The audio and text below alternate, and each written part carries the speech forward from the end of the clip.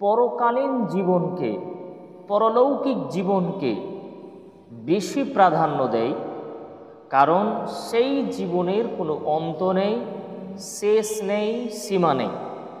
আর যেহেতু এই ইহকালের জীবন, এই দুনিয়ার জীবন, আমরা যে জীবন এখন আছি, এটা যেহেতু খুবই সামান্য, আর এটা খুব সংক্ষিপ্ত এবং এক পর্যায়ে নিঃশেষ হবে, এর ধ্বংস হয়ে যাবে। যেহেতু এই জীবন শেষ হতেই হবে, সেহেতু এই জীবনের প্রাধান্যটা ওই জীবনের উপরে না দিই, এই জন্য আল্লাহ সুবহানাহু ওয়া তাআলা অনেক কথাই আল কোরআনে উল্লেখ করেছেন এবং বারবার তিনি দেখিয়েছেন যে দেখো, এই দুনিয়ার জীবনটা হচ্ছে তোমাদের জন্য এইরকম খেলতামাশার, এই দুনিয়ার জীবনটা তোমাদের জন্য ভোগ্য বস্তু, এই দুনিয়ার সৌন্দর্য কেবলমাত্র তোমাদের ক্ষণিকক্ষণের, আর পরকালীন জীবন তোমাদের জন্য স্থায়ী এবং বেশি উপকারী, আর ওটাই বেশি প্রাধান্যযোগ্য। এইভাবে তিনি আল্লাহ তাআলা আমাদেরকে বারবার তাগিদ করেছেন। এখানে আরেকটা কথা আমাদের জেনে রাখা ভালো যে দুনিয়ার জীবনের প্রাধান্যতা আর পরকালীন জীবনের প্রাধান্যতা, এই দুটো জীবনের দুই দিকে যে ব্যক্তি প্রাধান্য দিবে তার ফলাফল তো দুরকম হবেই, বাস্তবিক তার চারিত্রিক গুণাবলী ও দুরকম হবে। এটা একটা গুরুত্বপূর্ণ কথা বলছি, খুব ভালোভাবে শুনবেন। ধরেন যে দুইজন ব্যক্তি, একজন মানুষ ইহকালীন এই পৃথিবীর জীবনকে বেশি প্রাধান্য দেয়, পরকালীন জীবনকে ওরকম প্রাধান্য দেয় না। তার মুখের কথা যে আরে মরবো তখন দেখা যাবে, এটা অনেকেই বলে। আরে মরার পরে কি হবে তাকে জানে, যতদিন বেঁচে আছে খাও দাও ফুর্তি করো, দুই দিনকার দুনিয়াটা মস্ত বড়। এইটা হচ্ছে কি ইহকালীন জীবনের যারা প্রাধান্য দেয় তারা। আরেকজন ব্যক্তি ধরেন সে বলতে চাচ্ছে যে দেখো, এই দুনিয়ার জীবনের কোনো মূল্য নেই, মরেইতে যেতে হবে, সেহেতু এই দুনিয়াতে এত কিছু বড়ত্ব করে এই দুনিয়ার জীবনকে এত আঁকড়ে ধরে আমি পরকাল হারাতে চাই না, পরকালকে আমি ঠিক রাখতে চাই। এই দুজন ব্যক্তির মধ্যে কোন ব্যক্তির চরিত্র, আখলাক, সততা, সত্যবাদিতা, আমানতদারিতা বেশি ভালো হবে বলে মনে হয়? যে ব্যক্তি দুনিয়ার জীবনকে বেশি ভালোবাসবে তার চরিত্র বেশি ভালো হবে, না যে আখেরাতের জীবনকে বেশি ভালোবাসবে তার চরিত্র বেশি ভালো হবে? এটা লজিক কিছু কোন দিক থেকে বলছেন যে বেশি ভালো হবে? কারণটা হচ্ছে, খেয়াল করেন, এই দুনিয়ার জীবনটা আমরা বাস্তবে দেখতে পাচ্ছি, আখেরাতের জীবন কিন্তু দেখতে পাই না। জান্নাতের কথা আমরা শুনেছি কিন্তু বুঝতে পারি না তো এখন, জান্নাতে এই আছে সেই আছে, এরকম এরকম পাবো, জাহান্নামে এইরকম এরকম শাস্তি হবে, এটা বাস্তবে আমি আর আপনি দেখতে পাই না, কিন্তু অন্তরে দৃঢ় বিশ্বাস মুমিনদের।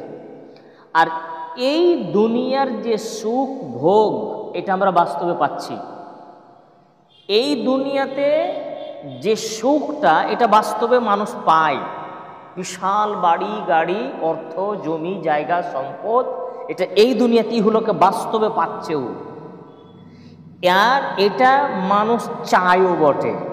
মানুষের প্রবৃত্তি, মানুষের চাহিদা এমনই মানুষকে বৈশিষ্ট্য দ্বারা সৃষ্টি করা হয়েছে, তার সৃষ্টিগত চাহিদা হচ্ছে যে এই দুনিয়াতে সে টাকা, অর্থ, বাড়ি গাড়ি, আপনার সাই সম্পত্তি এবং পদমর্যাদা এই সব মানুষ অর্জন করতে চায়। কিন্তু এই দুনিয়াতে যাদের যেই ক্ষেত্রে লোভ বেশি, যেমন কারো অর্থের প্রতি লোভ, আমি খুব বড় লোক হতে চাই, আমি ধনাঢ্য ব্যক্তি হতে চাই, যখন একটা লোকের অন্তরে টাকার নেশা ঢুকে যাবে, অর্থের লোভ ঢুকে যাবে, আমাকে বড় কিছু করতে হবে, তো বড় যখন কিছু করতে চাই, বড় ব্যবসা হোক, বড় অর্থনীতি হোক, বড় জমি জায়গা যেটাই হোক না কেন, এক কথায় অর্থ বলতে যা বোঝায় অর্থ সম্পদ, কেউ যখন অর্থ সম্পদের লালসা লালন করবে, তার ভিতরে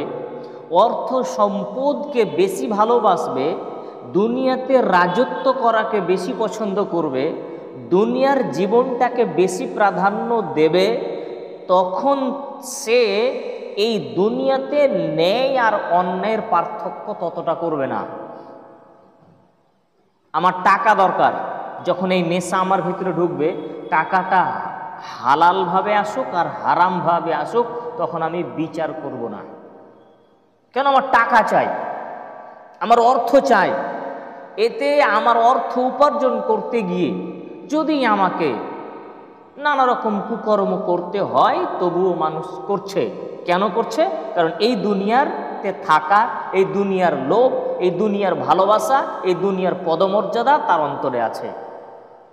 এই জন্য আমি বললাম, যে ব্যক্তি দুনিয়ার জীবনকে বেশি ভালোবাসে, ইহকালীন জীবনকে বেশি প্রাধান্য দেয়, তার দ্বারা অন্যায় বেশি হওয়ার সম্ভাবনা থাকে।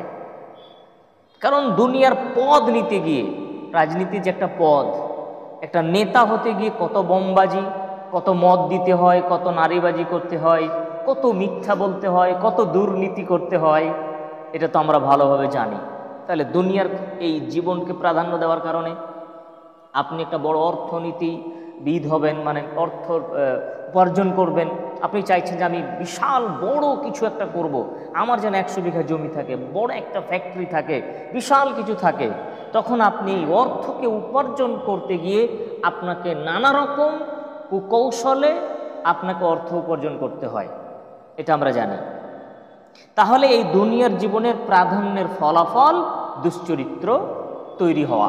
হ্যাঁ, ব্যতিক্রম এক একজন ব্যতিক্রম অনেক অর্থ উপার্জন করতে পারেন সৎ পথে থেকে, তবে এটা মানে ওই শতাংশতে আসবে না, পার্সেন্টেজে আসে না।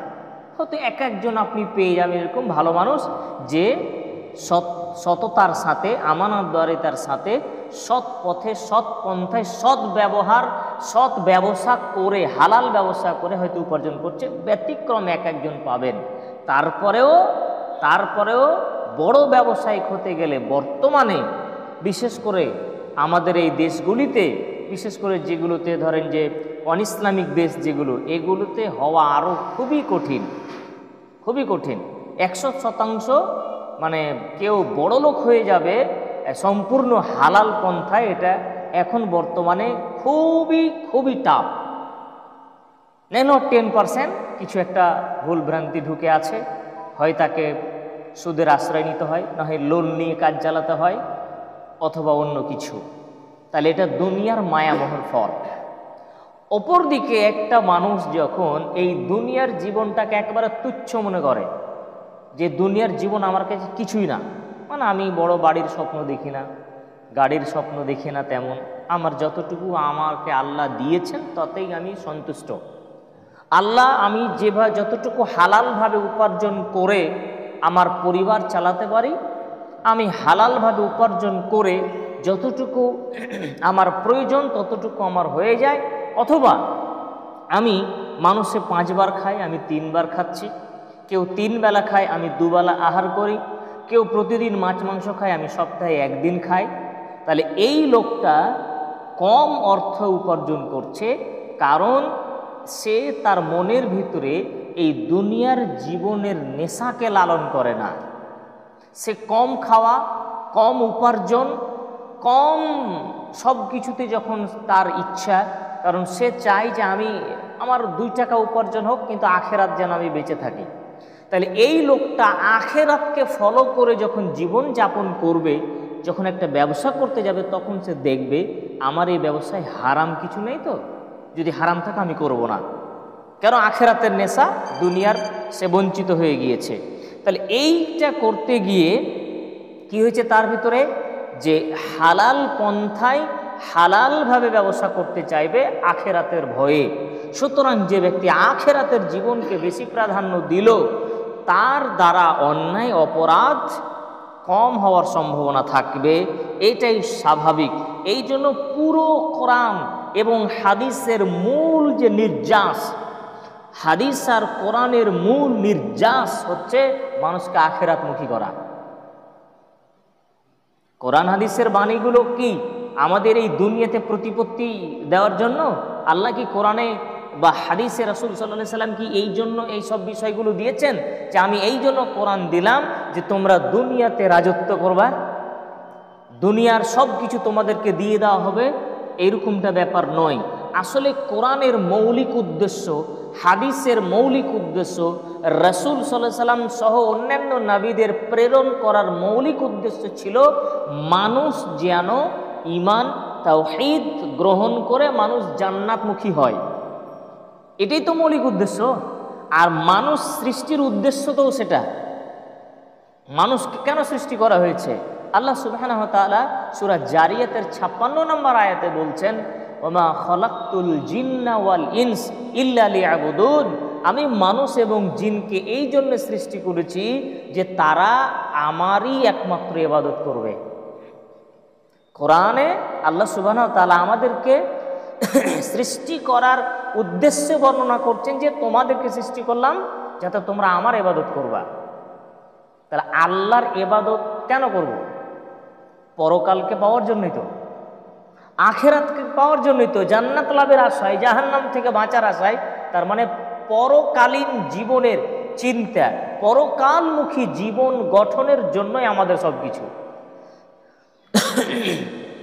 আজকে যে আমরা এখানে বসে আছি, আজকে যে আমরা আলোচনা করছি, আমরা কি এই আলোচনাতে আপনাদেরকে ইহকালের কোনো বিষয়ে বলছি যে আপনারা এটা করেন তাহলে আপনার ব্যবসা বড় হয়ে যাবে, আপনারা এটা করবেন তাহলে আপনার পদ বেড়ে যাবে, সম্মান বেড়ে যাবে, এমন কথা আমরা আজকে এরকম আলোচনা করছি না। এই দুনিয়ার কোনো লোভে আমিও আসেনি, আপনারাও আসেননি। এই দুনিয়ার কোনো লোভে আসেননি। এটা রাজনীতিক কোনো মঞ্চ নয় যে 200-400 করে দিয়ে জমায়েত করে লোক দেখাতে হবে। এটা আল্লাহ তাআলার উদ্দেশ্যে, আল্লাহকে সন্তুষ্ট করার উদ্দেশ্যে, দ্বীনের পথে চালনা করার জন্য, অর্থাৎ আখিরাতমুখী জীবন গঠনের জন্য। এই কথাগুলো আল্লাহ সুবহানাহু ওয়া তাআলা কোরআনুল কারিমে নানা রকমভাবে উল্লেখ করেছেন। তার মধ্যে একটা হচ্ছে সূরা নিসা 4 নম্বর সূরার 77 নম্বর আয়াতের শেষ অংশে আল্লাহ তাআলা বলছেন, কুল, হে নবী আপনি বলুন, মাতাউদ দুনিয়া কলিল, এই দুনিয়ার জীবনটা হচ্ছে খুবই সামান্য। কুল মাতাউদ দুনিয়া কলিল, দুনিয়ার এই সুখ, দুনিয়ার এই শান্তি, দুনিয়ার এই সুখ স্বাচ্ছন্দ্য খুবই অল্প, ক্ষীণ, একেবারে অল্প। ওয়াল আখিরাতু খায়রুল লিমান ইত্তাকা, আর আখিরাতের জীবনটা হচ্ছে অতীব উত্তম ওই সব মানুষের জন্য যারা নাকি আল্লাহকে ভয় করে। লিমান ইত্তাকা, যার তাকওয়া অর্জনকারী, আল্লাহ ভীরু যারা, আল্লাহকে যারা ভয় করে, তাদের জন্য আখিরাতের জীবনটা বেশি উত্তম। আবার তিনি বলছেন, ওয়ালা তুযলামুনা ফাতিলা, সুতরাং জেনে রাখো তোমাদের কারো উপরে সুতা পরিমাণও জুলুম করা হবে না। এই আয়াত থেকে গুরুত্বপূর্ণ কিছু কথা আমাদেরকে বোঝার চেষ্টা করতে হবে। দেখুন, আল্লাহ তাআলা 3টি কথা বলেছেন। এক, আল্লাহ বলছেন, হে নবী আপনি বলুন, মাতাউদ দুনিয়া কলিলুন, এই দুনিয়ার সুখটা হচ্ছে খুবই সামান্য। বহু মানুষ দুনিয়ার একটু আরাম আয়েশ পেয়েছে, ভালো বাড়ি করেছে, ভালো জমি জায়গা আছে, ভালো পদ পেয়েছে, মানুষ সম্মান করে, মনে করে যে আমি তো সর্বসর্বা, আমার উপর আর কে আছে, আমার উপর আর কে আছে। এতটা সুখ সে পেয়েছে যে এই সুখের জন্য নিচু স্তরের মানুষদেরকে তার মানুষ মনে হয় না, নিজেকে এতটা উঁচু মনে করে। কিন্তু বাস্তবে আল্লাহ কি বলছেন, এই সুখটা তোমার খুব সামান্য, খুবই সামান্য এই সুখ। এটা কি চিরস্থায়ী থাকবে? আজকে যে লোকটা, আজকে যে ব্যক্তিটা দুনিয়ার যে সুখটুকু পেয়েছে, সে অর্থ, সম্পদ, পদ, আরো অনেক কিছু আল্লাহ তাকে দিয়েছেন, আল্লাহর নিয়ামত সমূহ পেয়ে নিজে আত্ম অহমিকা, অহংকার, দাম্ভিকতা নিয়ে যে দুনিয়াতে চলছে, তার এই সুখটা কি চিরস্থায়ী? কখনোই নয়। খুবই সামান্য না? একেবারে সামান্য সুখটা, খুবই সামান্য, মানে শ্বাস বন্ধ হলেই তার সুখ শেষ। শ্বাস বন্ধ হবে কেন, তার আগেও শেষ হতে পারে। যেমন অনেক মানুষকে দেখবেন অনেক টাকা, কোটি কোটি টাকা আছে, বিশাল বাড়ি করেছে, তার কয়েকটা গাড়ি রয়েছে, আরও অনেক কিছু, বড় বড় ফ্যাক্টরি তৈরি করে রেখেছে, কিন্তু আল্লাহ তাআলা তাকে প্যারালাইসিস করে করে রেখে দিয়েছেন, ক্যান্সার করে দিয়েছেন, বিছানায় পড়ে আছে, এত কোটি টাকা, খাওয়ার লোক নেই। ও মনে মনে ভাবে, আহা কার জন্য করলাম, এত কোটি টাকা উপার্জন করলাম, আর ডাক্তারে বলছে এই খাওয়া বন্ধ, সেই খাওয়া বন্ধ, সবই খাওয়া বন্ধ করে দিয়ে ডাক্তার। হয় না এরকম বলেন? অর্থ কত কত আছে দুনিয়াতে, দেখেন কত নিরুপায় লোকটা, তার কি জীবনে সুখ আছে? এত টাকা থাকার পরেও কি সুখ কি সে পাচ্ছে? পাচ্ছে না। রাত্রে ঘুম হচ্ছে না তার, টেনশনে তো ও তো হার্ট ব্রেক হয়ে যাবে। চিন্তায় এত কোটি টাকা আমি কার জন্য করলাম, আমি নিজেই তো খেতে পারলাম না। আল্লাহ তাআলা বলছেন মাতাউদ দুনিয়া কালিল, দুনিয়ার সুখটা খুবই সামান্য। কয়দিন, যতদিন আপনার শরীর সুস্থ আছে ততদিন আপনি সুখ বলে কোনো জিনিস পান। যখন আপনার শরীরে একটু সুস্থতা আছে, যৌবন আছে, তখনই। যখন শরীর ঢলে পড়ে যায়, শরীর যখন নুয়ে পড়ে যায়, বৃদ্ধার ছাপ যখন, যৌবনের ছাপ যখন শেষ হয়ে গিয়ে প্রবীণের ছাপ যখন চামড়ায় জল জল করে উঠে, তখন সুখ আর মানুষের মনে থাকে না। টেনশনে ঘুম আসে না, ছেলে মেয়ের টেনশন, বাড়ি গাড়ির টেনশন, মৃত্যুর টেনশন মানুষকে নিয়তই প্রতিনিয়তই কুরে কুরে ধ্বংস করে দিচ্ছে। সুখ আর কিসে বুঝে না।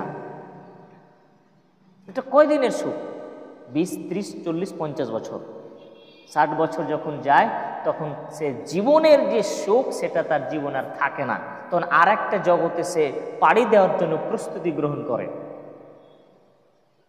তাহলে এইটা আল্লাহ তাআলা বলছেন যে দুনিয়ার জীবনের সুখটা খুবই সামান্য। এই সামান্য সুখটাকে ধরার জন্য, এই সামান্য সুখটাকে পাওয়ার জন্য আমি আর আপনি কত কি না করি। এই দুনিয়ার সামান্য সুখটাকে গ্রহণ করার জন্য দিন রাত পরিশ্রম করে, সময় অপচয় করে, নানা রকমভাবে এই সামান্য কয়েক দিনের সুখটাকে ভোগ করার জন্য সব অপকর্ম, অশ্লীল কর্ম, বাজে কর্মগুলোতে মানুষ লিপ্ত হয় এ কয়েকদিনের সুখের জন্য। আর অনন্তকালের জন্য যে সুখ, কোথাকার সুখ? ওটা জান্নাতের সুখ, আখিরাতের যে অনন্তকালের চিরকালের জন্য যে সুখ আল্লাহ বরাদ্দ করে রেখেছেন আপনার জন্য, দুনিয়াতে কয়েকদিনের সুখটাকে ভোগ করতে গিয়ে অনন্তকালের সুখ থেকে বঞ্চিত হয়ে যাচ্ছে। ওই সুখ তো হাতছাড়া হয়ে যাবে। এই সুখ, এই দুনিয়ার সুখ গ্রহণ করতে গেলে, এই দুনিয়াতে যে সুখ ভোগ বেশি করবে, এই দুনিয়াতে যে বেশি আনন্দ ফুর্তি করবে, ওই দুনিয়ার আনন্দ তার জীবনে আর থাকবে না। সাবধান।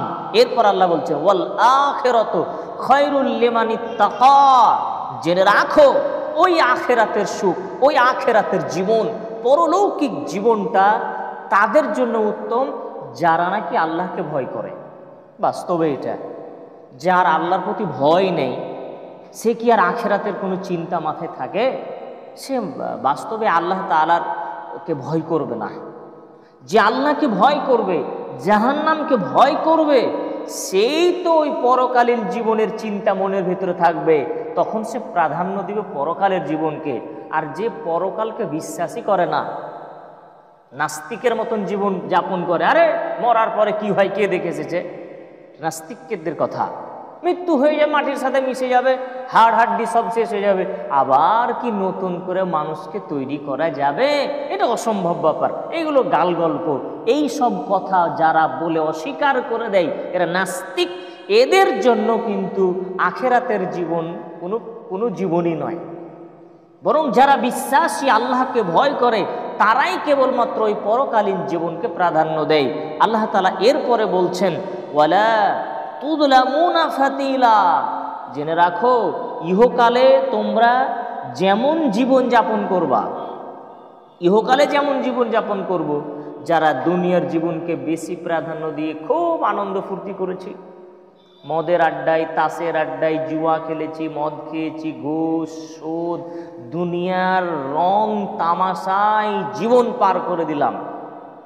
আর অপর দিকে আর একজন মানুষ না খেয়ে অনাহারে থেকে অল্প খরচে কত কষ্টে মেহনত করে পরিশ্রম করে রাতের গভীরে উঠে শীতে সালাত আদায় করে ঠান্ডা পানিতে উজু করে সিয়াম পালন করে দান খায়রাত করে লোভ লালসাকে সংবরণ করে প্রবৃত্তি নিজের ইচ্ছাকে দাবিয়ে রেখে নানা রকম পরিশ্রমে কষ্টে জীবন যাপন করছে। দুজনেরই বদলা, দুজনেরই প্রতিদান, দুজনেরই পুরস্কার আর তিরস্কার পরকালের জীবনে সমান সমান যথার্থভাবে দেওয়া হবে। কারো উপরে সামান্য থেকে সামান্য পরিমাণ জুলুম করা হবে না। যে ভালো যতটুকু করবে তার ততটুকুই ভালো প্রতিদান আল্লাহ তাআলা দিবেন। যে অন্যায় খারাপ যতটুকু করবে তার ততটুকু খারাপ প্রতিদান কিয়ামতের মাঠে দেওয়া হবে। ওয়ালা তুযলামুনা ফাতিলা, আল্লাহ বলছেন সুতা পরিমাণ জুলুম করব না। যতটুকু পাপ করেছো ততটুকু শাস্তি, তুমি যতটুকু নেকি করেছো ততটুকু তার ফলাফল তোমাকে দেওয়া হবে। সম্মানীয় উপস্থিতি, এই যে আল্লাহ সুবহানাহু ওয়া তাআলা আমাদেরকে এই সব কথাগুলো বললেন, এগুলো থেকে আমরা বুঝতে পারছি যে আমাদের পরকালীন জীবনের জন্য প্রস্তুতি নেওয়া উচিত। অতঃপর আল্লাহ সুবহানাহু ওয়া তাআলা আর একটা আয়াতে আরেক রকম কথা বলছেন, খেয়াল করুন, যেটা আমাদের সাথে খুব মিলে যাবে। সূরা আল বাকারা 2 নম্বর সূরার 86 নম্বর আয়াতে আল্লাহ তাআলা বলছেন, উলাইকাল্লাযীনা ইশতারাউল হায়াতাদ দুনিয়া ফালা হায়াতাদ দুনিয়া বিল আখিরাহ ফালা ইউখাফফাফু আনহুমুল আযাব ওয়ালা হুম ইউনসারুন। আল্লাহ তাআলা বলছেন যে ওই সব লোকেরা যারা ইশতারা মানে ক্রয় করা, যারা কিনে নিয়েছে এই দুনিয়ার জীবনটাকে, কিসের বিনিময়ে কিনেছে?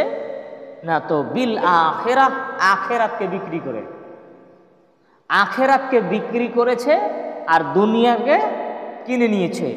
আখিরাতের জীবনকে বিক্রি করে আখিরাতের জীবনের বিনিময়ে দুনিয়ার জীবনটা নিয়েছে, দিয়েছে আখিরাত, নিয়েছে দুনিয়ার জীবন। আল্লাহ তাআলা বলছেন যারা নাকি দুনিয়ার জীবনকে কিনে নিল আখিরাতের জীবনের বিনিময়ে, যারা নাকি দুনিয়ার জীবনকে ক্রয় করে নিল আখিরাতের জীবনের বিনিময়ে, ফালা ইউখাফফাফু আনহুমুল আযাব, এদের উপরে, এই সব মানুষের উপরে সামান্য পরিমাণ আযাব, শাস্তি কমানো হবে না, লাঘব করা হবে না। চিন্তা করুন, আল্লাহ সুবহানাহু ওয়া তাআলা এভাবে বলছেন, ফালা ইউখাফফাফু আনহুমুল আযাব, তাদের উপর থেকে আযাব কমানো হবে না, আযাব কম করে দেওয়া হবে না, বরং ওয়ালা হুম ইউনসারুন, আর এদের জন্য কোনো রকম কোনো ধরনের কেউ কোনো সাহায্যকারীও থাকবে না। সুবহানাল্লাহ, আল্লাহ তুমি আমাদের রক্ষা করো। যারা আখিরাতের জীবন বিক্রি করে দিয়েছে দুনিয়ার জীবনের বিনিময়ে, কিভাবে হয়, কেমন করে আখিরাত বিক্রি করে দুনিয়ার জীবনকে কি ক্রয় করা হয়, কিভাবে আমি আখিরাত বিক্রি করে দুনিয়ার জীবনকে কিনে নিলাম, কিভাবে একটু উদাহরণ দিই। ধরুন আপনি দুনিয়ার একটা কোনো কাজে মত্ত হয়ে আছেন, একটা খেলতামাশার কাজে, ঘুমিয়ে নেই, অজ্ঞান হয়ে নেই, অবচেতন হয়ে নেই, আপনি পাগলও নন, সজ্ঞানে স্বইচ্ছায় সুস্থ শরীরে সুস্থ মেজাজে আপনি একটা কোথাও আড্ডা দিচ্ছেন। শুধু আড্ডাই দিচ্ছেন না, বরং সেখানে একটা অপকর্ম করছেন, হয়তো তাস খেলছেন, ক্যারাম বোর্ড খেলছেন, অথবা দুনিয়ার কোনো গল্প গুজবে মত্ত হয়ে আছেন। আর ওই সময় মসজিদের মিনারের ওপর থেকে মসজিদের আজান হচ্ছে, এলান হচ্ছে, মাইকের শব্দ আপনার কর্ণকুহরে প্রবেশ করছে, আওয়াজ আসছে, হাইয়া আলাস সালাহ, এসো সলাতের দিকে এসো, হাইয়া আলাল ফালাহ, এসো সফলতার দিকে এসো। এই যে আজানের এই ধ্বনি, এই আওয়াজ আপনার কানে প্রবেশ করলো, হাইয়া আলাস সালাহ, এসো সলাতের দিকে, হাইয়া আলাল ফালাহ, এসো তুমি সফলতার দিকে এসো। আর আপনি এই শব্দ শোনার পরেও আপনি ক্যারাম বোর্ড খেলছেন, তাস খেলছেন, আড্ডা দিচ্ছেন, আপনাকে ডাকা হলো বারবার বারবার বলা হলো সলাতের দিকে এসো, বারবার বলা হলো সফলতার দিকে এসো, আপনাকে বলা হচ্ছে আল্লাহু আকবার আল্লাহু আকবার, জেনে রাখো আল্লাহই হচ্ছেন মহান, আল্লাহই হচ্ছেন সবচেয়ে বড়। আপনাকে এটাও বলা হচ্ছে আশহাদু আল্লা ইলাহা ইল্লাল্লাহ, জেনে রাখো আমি সাক্ষ্য দিচ্ছি যে আল্লাহ ছাড়া কোনো সত্য ইলাহ নেই।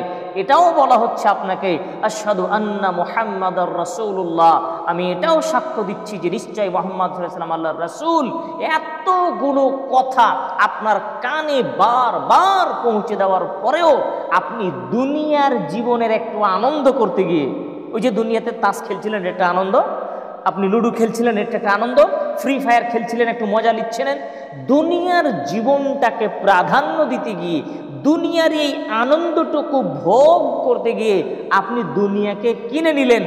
আর নামাজ পড়তে গেলেন না, সালাত আদায় করতে গেলেন না, আজানের ধ্বনি শোনার পরেও, তার মানে ওই নামাজটা পড়ছিলাম আখেরাতের জন্য, ওই আখেরাতের জীবনটাকে ছেড়ে দিলেন, মানে বিক্রি করে দিলেন। নামাজ পড়তে গেলেন না মানে আখেরাতের জীবনকে আপনি ছেড়ে দিলেন, মানে আখেরাতের জীবনকে আপনি বিক্রি করে দিলেন।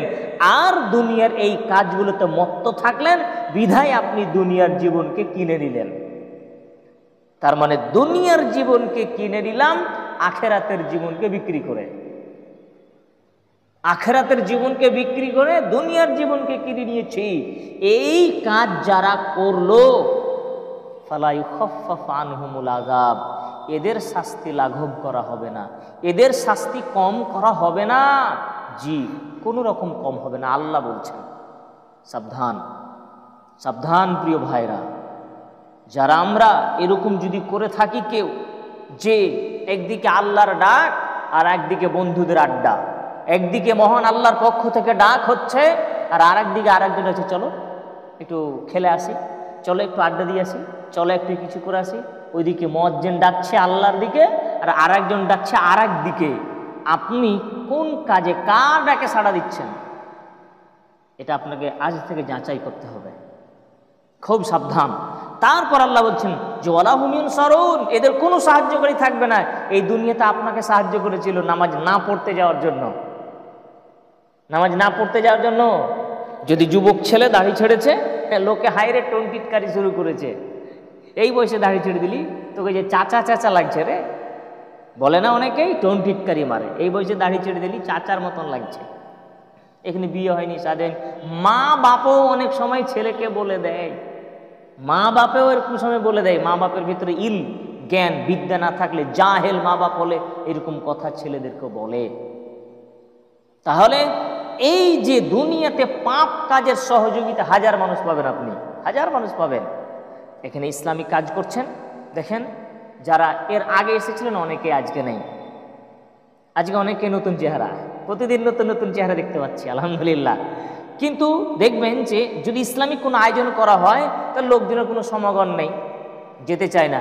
আপনি তারই বিপরীতে একটা যাত্রাপালা করান, সিনেমার একটা কোন হিরো বা হিরোইনকে নিয়ে আসেন, দেখেন টিকিট করে 500, 700, 1000 টাকা টিকিট করে দিলেও ভিড় থামা যায় না। কেন? দুনিয়ার রং তামাশার পিছনে মানুষ বেশি সহযোগী, আর ওইখানে মানুষ ঝাঁপিয়েও পড়ে। আপনাকে সাধারণভাবে এটা বলছি না যে আপনি, মানে আপনার মতো অনেকে এরকম আছে যাদেরকে আপনি খারাপ কাজের জন্য ডাকলে দ্রুত ঝাঁপিয়ে পড়বে, চল আজকে করে দেব। কিন্তু তখনই তাকে আপনি ভালো কাজের দিকে ডাকুন, নানা রকম অজুহাত শুরু হয়ে যায়। নামাজটা পড়তে এটা ভালো কাজ নিশ্চয়, নামাজ পড়ার জন্য ডাকুন, তখন তার অজুহাত, তার বাহানা শুরু হয়ে যায়, ভাই সময় নেই, এখন আমি ব্যস্ত আছি, আর কিছু নানা রকম। আবার ওই লোকটাই নামাজ পড়ার জন্য সময় নেই, আবার ওকেই দেখেন ক্রামবোর্ড নিয়ে, তাস নিয়ে, ফ্রি ফায়ার নিয়ে, পাবজি নিয়ে খেলছে, তখন তার সময় ঠিকই আছে। আর সালাতের বেলা তখন সময় নেই। আশ্চর্য ব্যাপার। তাহলে পরে এই দুনিয়াতে পাপ কাজের সহযোগিতা অনেক, কিন্তু ওই আখিরাতের জীবনে কোনো রকমের সহযোগী কেউ পাবে না যারা এই সব কাজ করবে। খুব সাবধান সম্মানীয় উপস্থিতি। এই যে আয়াতগুলো আপনাদের সামনে আমরা পেশ করছি, এরই পরিপ্রেক্ষিতে আরও একটি হাদিস আপনার সামনে আমি উল্লেখ করছি, যেটি সহিহুল বুখারীতে, সহিহ মুসলিমে হাদিসটি উল্লেখ করা হয়েছে, হাদিস নাম্বার 2958।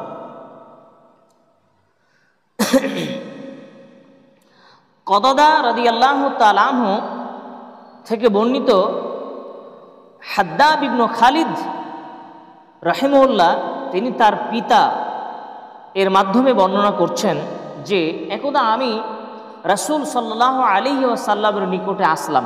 আতাইতুন নবী সাল্লাল্লাহু আলাইহি ওয়াসাল্লামা ওয়া হুয়া ইয়াকরা, আর যখন আমি আল্লাহ রাসূলের কাছে উপস্থিত হলাম তখন রাসূল সাল্লাল্লাহু আলাইহি ওয়াসাল্লাম একটা সূরা পাঠ করছিলেন। সূরাটা হচ্ছে আলহাকুমুত তাকাসুর, সূরা তাকাসুর। আলহাকুমুত তাকাসুর হাত্তা জুরতুমুল মাকাবির, অর্থ হচ্ছে যে আলহাকুমুত তাকাসুর, হালাক আলহাকুমুত তাকাসুর তাদেরকে লোভ, অর্থের লোভ লালসা তাদেরকে মত্ত করে রেখেছে। ধন সম্পদের লোভ লালসা তাদেরকে আত্মভুলা করে রেখেছে, ভুলিয়ে রেখেছে আল্লাহ তাআলাকে, দিনকে, আখিরাতের জীবনকে। কতদিন পর্যন্ত? হাত্তা জুরতুমুল মাকাবির, যতদিন পর্যন্ত না তারা কবর দেখেছে। কবরে না যাওয়া পর্যন্ত তাদের এই জীবন তাদেরকে অর্থ সম্পদের লোভ লালসা আত্মভুলা করে রেখেছে, ভুলে আছে। এই সূরাটা রাসূল সাল্লাল্লাহু আলাইহি সাল্লাম পাঠ করছেন। জি, বাস্তবে যে দুনিয়ার মানুষ, দুনিয়ার অর্থ সম্পদ, এই লোভ লালসায় আখেরাত ভুলে থাকে। দুনিয়ার লোভ লালসা আখেরাতকে ভুলিয়ে দেয়। দুনিয়ার অর্থ সম্পদের ভালোবাসা আখেরাত থেকে বিমুখ করে দেয়। যদি কেউ খালি মরণের চিন্তা করে, আখেরাতে কি হবে, আখেরাতে কি হবে, জান্নাত পাবো কি পাবো না, জাহান্নামে চলে যাব নাকি, যদি এই চিন্তা বারবার তার অন্তরে আঘাত হানে, তাহলে এই দুনিয়ার লোভ লালসা তার অন্তরে থাকবে না। তাহলে এই লোকের ভিতরে, আমার ভিতরে, আপনার ভিতরে কেন দুনিয়াবি লোভ, দুনিয়া প্রেম, এই দুনিয়ার জীবনের ভালোবাসা কেন অন্তরে কাজ করছে? এইটা কাজ করার কারণে আখিরাতের জীবন থেকে ভুলে গেছি। আল্লাহ রাসূল সাল্লাল্লাহু আলাইহি সাল্লাম এটা বলার পরে তিনি বলছেন, ক্বালা ইয়াকুলু ইবনু আদম মালি মালি, আদমের সন্তান, আদমের ছেলে মেয়েরা, আমরা মানুষেরা বলে মালি মালি, হায় হায় আমার সম্পদ, এটা আমার সম্পদ। মানুষের এটা আছে স্বভাব, আমার বাড়ি, এই পুরো দাগটা আমার, এই মার্কেট আমার, এই দোকান আমার, এই বড় বিল্ডিং আমার, এই ব্যবসা আমার, আমার আমার আমার, এটা মানুষ বলতে খুব পছন্দ করে, আমার সম্পদ, আমার সম্পদ। রাসূল সাল্লাল্লাহু আলাইহি ওয়াসাল্লাম বলেছেন, ওয়াহাল্লাকা ইয়া ইবনা আদামা মিন মালিকা, তোমার সম্পদ তুমি জানো তোমার কোনটা সম্পদ? আপনার দাদু, আপনার বাপের যে জমি ছিল সেটাকে বলতো আমার, আমার জমি, এটা আমার ডিহি, আমার বাড়ি। আপনার দাদু মরে যাওয়ার পর আপনার বাপ চাচারা সব ভাগ করে নিয়েছে। আপনার বাপ চাচা যেদিন মারা গেছে সেদিন আপনারা ভাই বোনেরা ভাগ করে নিয়েছেন। এখন আপনি বলছেন যে এটা আমার বাড়ি, এটা আমার, এটা আমার, এটা আমার। আপনি যেদিন মারা যাবেন আপনার ছেলেমেয়েরা ভাগ করে নিয়ে নিবে, আর তারা যখন মারা যাবে তার ছেলেমেয়েরা ভাগ করে নিয়ে নিবে। তাহলে আসলে জায়গা কার থাকলো? কারো থাকলো? বলছি আমার, কিন্তু আমার কি আয়ত্তে থাকছে? ট্রান্সফারে চলে যাচ্ছে না পরস্পর? এই সব জায়গার মালিক ছিল কত বাবুরা, কত জমিদারেরা, আজকে তারা কোথায়? তাদের অস্তিত্ব বিলীন হয়ে গিয়েছে। বড় বড় প্রাসাদ তৈরি করে গিয়েছে, সেই তাজমহল আর হাজারদুয়ারি থেকে শুরু করে নিয়ে পৃথিবীর কত বড় বড় রাজপ্রাসাদ, তারাও বলতো এই মহা রাজপ্রাসাদ আমার। আজকে আর আমার বলার লোক নাই। আজকে আমি আর আপনি যেটাকে বলছি আমার আমার আমার, সেটা একদিন আমার আর থাকবে না, সেটা আমার আর হবে না। তাহলে আমার কোনটা? আমার কোনটা? আল্লাহ রাসূল বলছেন, ও হাল্লাকা মিন মালিকা, তুমি জানো তোমার তোমার কোনটা, তুমি এটা জানো, তোমার হচ্ছে ওটা। কোনটা? আল্লাহ রাসূল বলে দিচ্ছেন যে মানুষের হচ্ছে ওটা, যে সেটা হচ্ছে ইল্লা মা আকালতা ফাফনাইতা, তুমি যেটা নিজে খেয়ে শেষ করেছো ওইটুকু তোমার। যেটা আমি খেয়েছি সেটা তো আমি খেয়েছি, আমি যেটা খেলাম সেটা আমারই কাজে লেগেছে আমার শরীরের। তাহলে যেটুকু আমি খেয়ে শেষ করেছি ওইটুকু আমার। আর কি? আও লাবিস্তা ফাবলাইতা, তুমি যেটা পরিধান করে ছিঁড়ে দিয়েছো, তোমার পোশাক তুমি যেটা পরে পরে পুরাতন করেছো, ছিঁড়েছো, ওইটুকু তোমার। আও তাসাদ্দাক্তা ফামসাইতা, আর তুমি যেটা দান করে শেষ করেছো ওইটা তোমার। তাহলে তিনটা আমার। আমি যেটা নিজে খেয়েছি ওটা আমার, আমি নিজে যেটা পড়েছি, পড়ে পুরাতন করেছি ওটা আমার, আর যেটা আমি দান করেছি ওটাও আমার। কারণ ওটা একদিন আমি আবার পাবো তো, আর আমি পাবো। আমি যেটা দান করেছি সেটা আমি পাবো, তাহলে আমারই দখলে।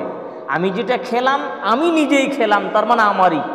আমি যেটা নিজে পরিধান করলাম সেটাও আমারই, আমি পরিধান করে ছিঁড়লাম। আমি যেটা দান করলাম সেটাও আমার জমা আছে।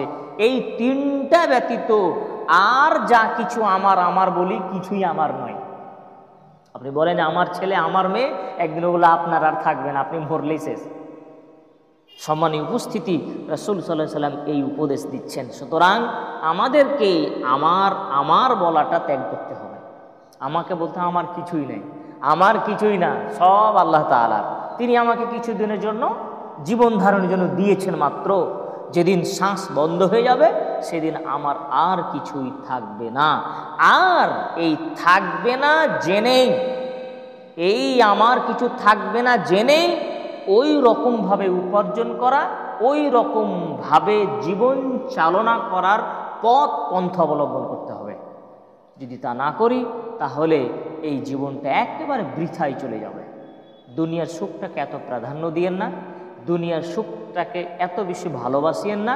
এটুকু অনুরোধ আপনাদের কাছে থাকবে, আখিরাতের জীবনকে বেশি ভালোবাসা দিয়ে, বেশি প্রাধান্য দিয়ে সেই মতো জীবন ধারণের চেষ্টা করুন।